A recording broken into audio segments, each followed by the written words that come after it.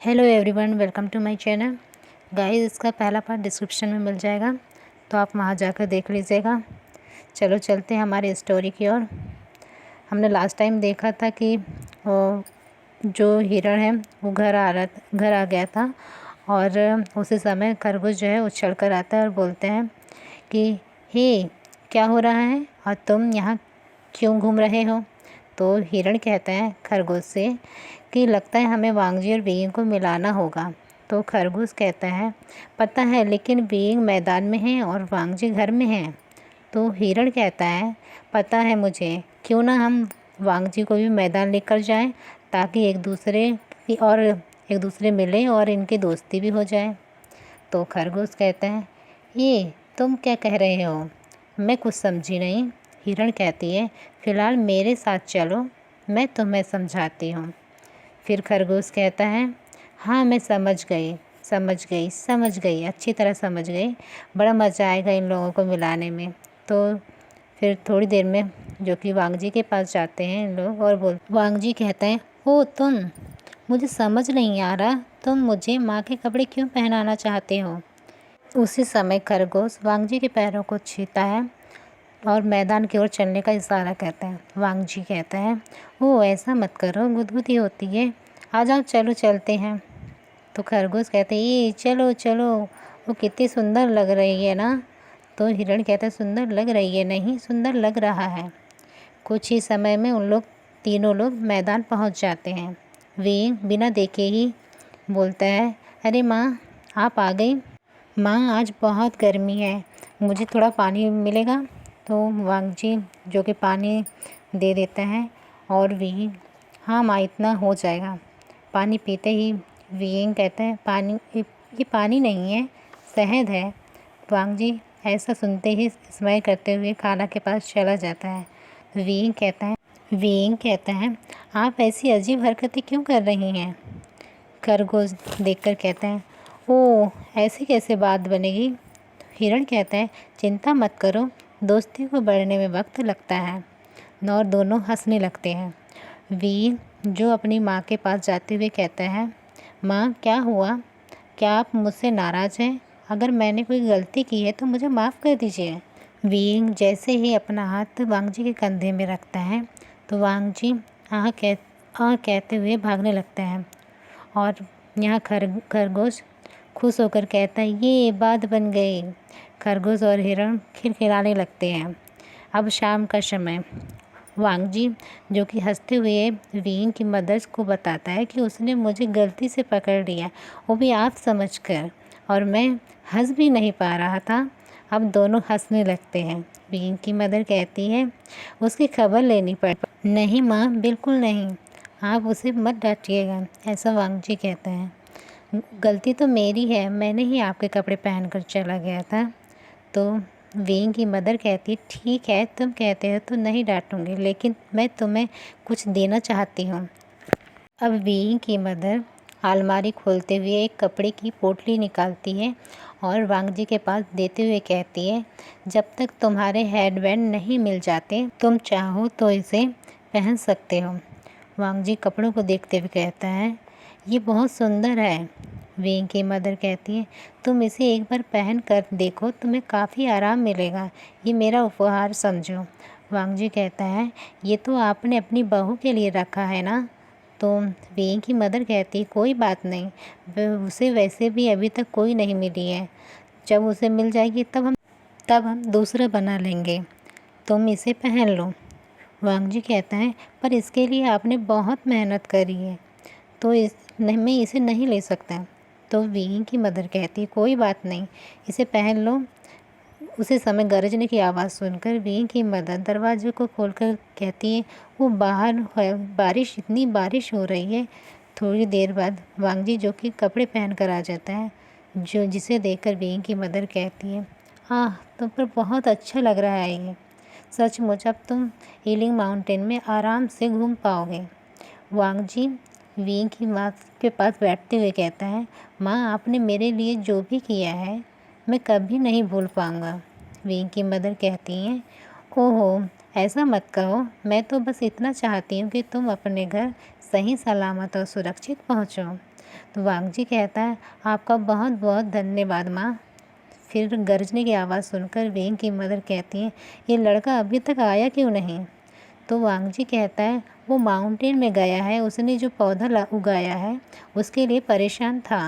तो वेंग की मदर कहती है हमेशा बस माउंटेन में ही घूमते रहता है। आधी रात का समय हो जाता है। बिजली और बादल के गरजने की आवाज़ सुनकर वांग जी डर कर बैठ जाता है और जब साइड में देखता है तो वेंग की माँ के बेड जो है खाली दिखता है। फिर वो कुछ आवाज़ सुनकर वो बाहर देखता है तो उसे वेंग की मदर और वेंग जो कि बात कर रहे थे कि माँ मुझे बाहर जाना होगा क्योंकि वो बहुत ज़्यादा पानी के रिसाव के कारण छोटे पौधे गिरते जा रहे हैं। तो यहाँ वेंग की मदर कहती है क्या मैं भी चलूँ। तो यहाँ वेंग कहता है नहीं माँ आप घर में रहिए। तो वेंग की मदर कहती नहीं बेटा मैं भी तुम्हारे साथ चलूँगी। तो फिर वेंग कहता है ठीक है माँ चलो। वांग जी ये देखते हुए कहता है इतने अंधेरे में ये क्या कर रहे होंगे।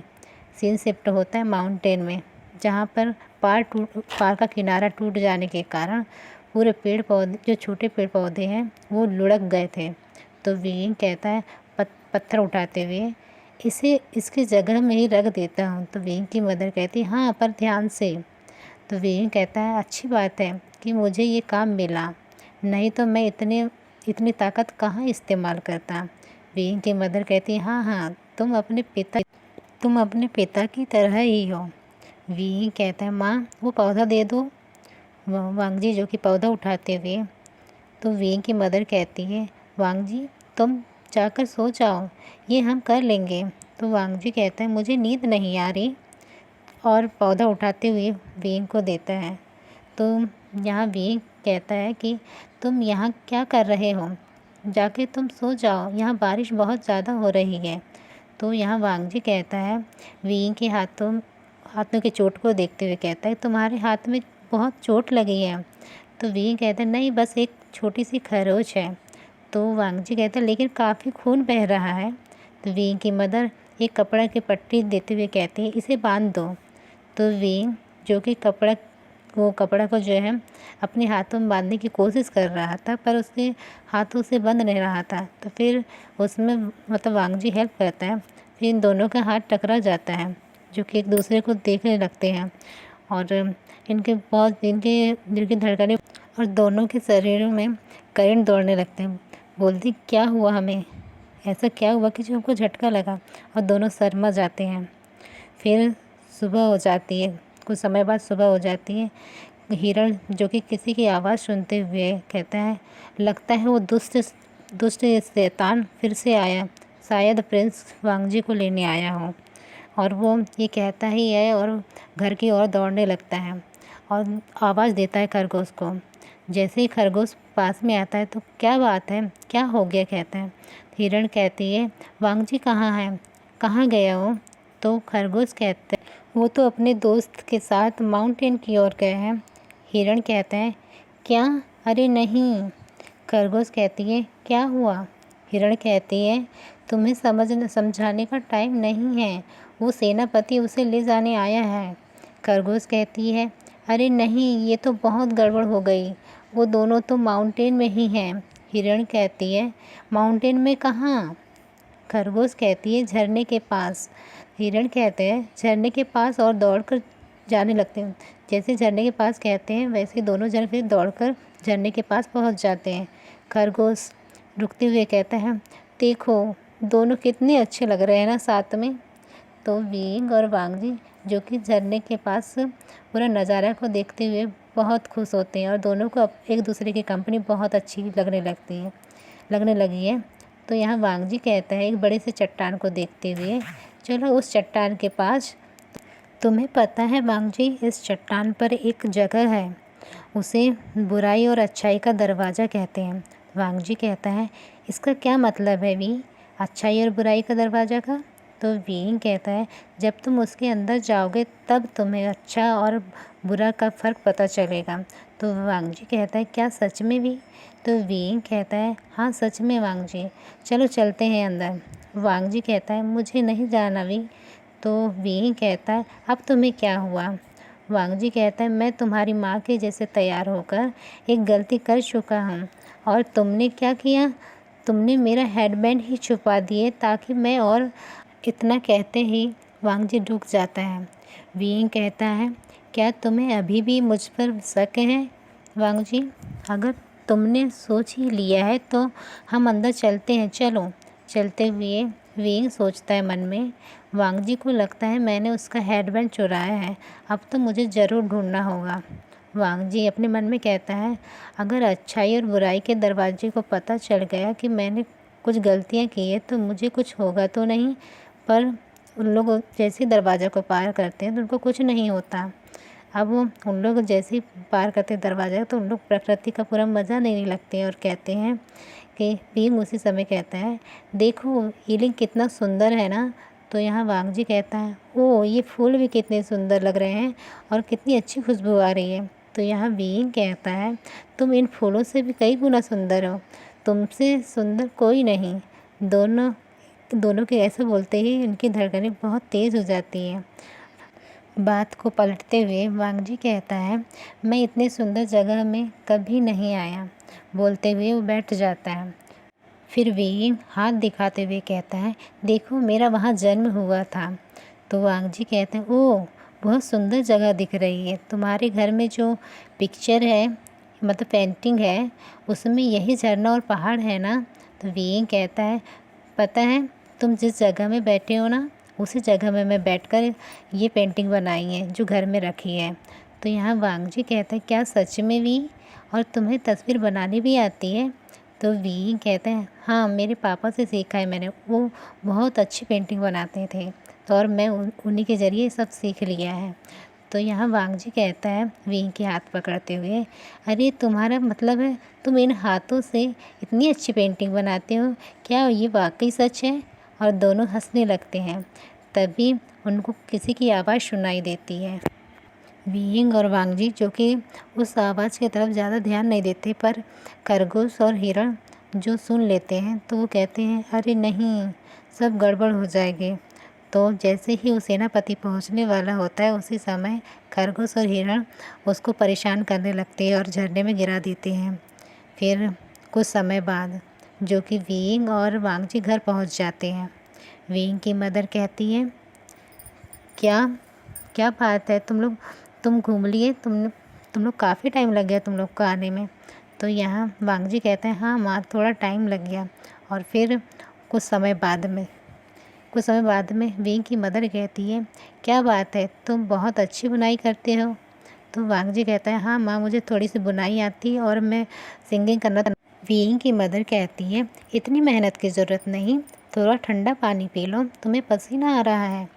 तो वांग जी कहता है, माँ मुझे यहाँ रहना और काम करना बहुत अच्छा लगता है, मैं यहाँ बहुत खुश हूँ। तो वीइंग की मदर कहती है, थोड़ा आराम से पानी पियो, अटक जाएगा। तो वांग जी कहता है, ये बहुत ताज़ा है। वीइंग की मदर कहती है, क्या शहद का पानी भी पीना चाहोगे? तो वांग जी कहते हैं, नहीं मुझे नहीं पीना, मैंने अभी ही इनका डिफरेंस करना सीखा है कि ताज़ा पानी और शहद पानी में। तो फ्लैशबैक शिफ्ट होता है जो कि वांग जी ताज़ा पानी वीइंग को देते हुए कहता है, ये लो। तो वीइंग कहता है, हाँ। वांग जी कहता है, तुम्हें पता है?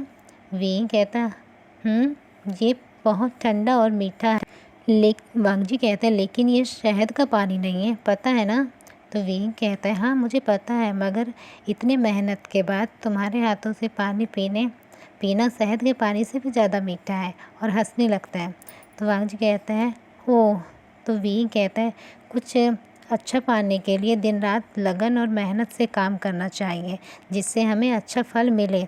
देखो हमने जो आलू लगाए हैं उसमें कितनी मेहनत किए हैं तो कितने कितने अच्छे हुए हैं आलू की फसल। तो वांग जी कहता है, हाँ मजाक करना बंद करो और मुझे ये बताओ कि खेती करते कैसे हैं? तो वीइंग कहता है, देखो वांग जी मुझे नहीं लगता कि तुम ये चीज़ सीख पाओगे। एक बार तुम्हारे हेडबैंड मिल जाए फिर तुम अपने घर वापस जा सकते हो।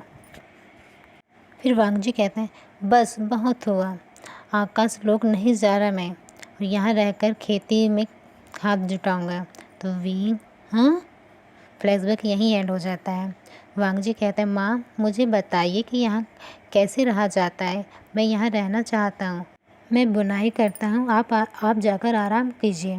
वीइंग की मदर कहती है मन में, पता नहीं मेरा बेटा कब समझ पाएगा, इसका यहाँ मन लग गया है और वो उसे पसंद करता है लगता है। वीइंग की मदर, छोड़ो बेटा, बुनाई करती हूँ मैं। तो वांग जी कहते हैं, पर मैं कर लूँगा। तो वीइंग की मदर कहती, अच्छा तो तुम एक काम करो, तुम जाकर आलू लेकर आओ। तो वांग जी कहता है, हाँ बिल्कुल। वीइंग की मदर कहती है वीइंग से कहना कि बड़े बड़े आलू ही भरे हो टोकरी में। तो वांग जी जाते हुए कहता है, हाँ ज़रूर। वीइंग की मदर कहती है वांग जी के जाने के बाद, ये बहुत प्यारा है, अगर ये चला गया तो पता नहीं वीइंग दुखी हो जाएगा, उसे उदास नहीं देख सकती मैं। सीन शिफ्ट होता है माउंटेन में।